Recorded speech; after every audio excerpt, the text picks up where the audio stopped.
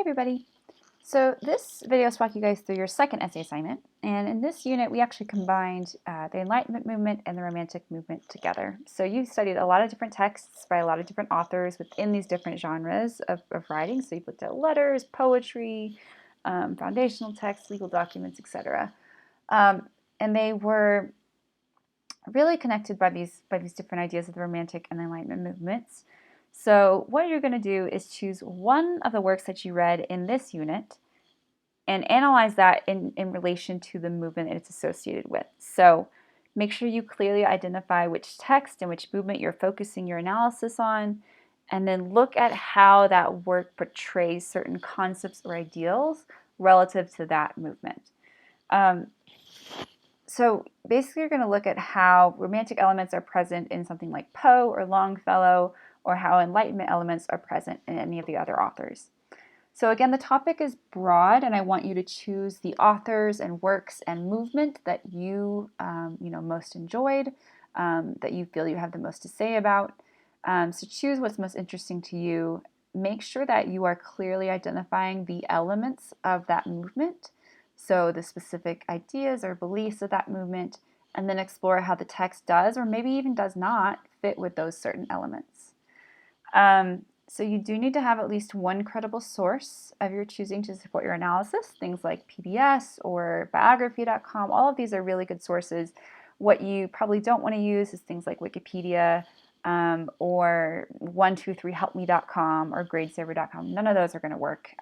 Choose credible sources to help support your analysis. That's really the goal. Like I said, the choice is yours, so choose what you like. Make wise choice here. But again, there's a ton of different authors you can look at. So anything from Jefferson to the Adamses to Franklin, all of the female poets we read, Phyllis Wheatley, Judith Sargent Murray, any of the other ones that we read as well, and then Longfellow and Poe. So your essay needs to be 2 to 3 pages in length and is due by Sunday, November 21st at 11:59 p.m. Remember that everything's checked for plagiarism. Remember to do MLA, and make sure you have a bibliography as well that includes at least the work being discussed and the one required source. You're always welcome to write more. You just can't write less than the 2 pages. That means to the bottom of the second page minimum. And then you make sure that you're discussing and analyzing the works in depth. So use your knowledge of that movement and what was happening in the historical era at the time, even the biographical information of the authors, to kind of contextualize those works. So just like in your first essay, the most important thing is that you are analyzing this as a piece of literature. So make sure you look at the lectures, look at how it's being discussed. We're diving into things like motifs, symbols, allusions, metaphors, similes, conflict, setting, point of view. That's really the central focus of your analysis. And then secondarily, you can look at the historical or biographical context. So you don't want this to become a history essay. You don't want it to be a biography essay. You want it to be a literary analysis essay.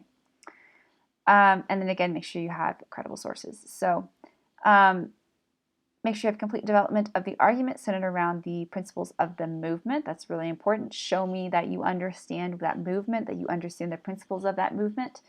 Proper number of sources, so that's the one outside source required at least, and then full exploration of the works as literature.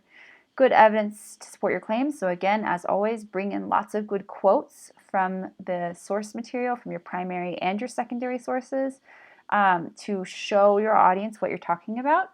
And so that means quotes from the letters or the poems or the documents, whatever it might be, and then your secondary sources as well. Proper MLA formatting and style, and then in-depth analysis and use of scholarly language, as well as the terminology relative to those movements. And then complete essay structure, of course, so that means an intro with a thesis claim, main ideas with good evidence and analysis, and a conclusion. So that's pretty much it. If you have any questions about this, let me know. But it should be pretty straightforward. And like I said, choose the thing that is really of the most interest to you. And you should be able to write the 2 pages pretty easily.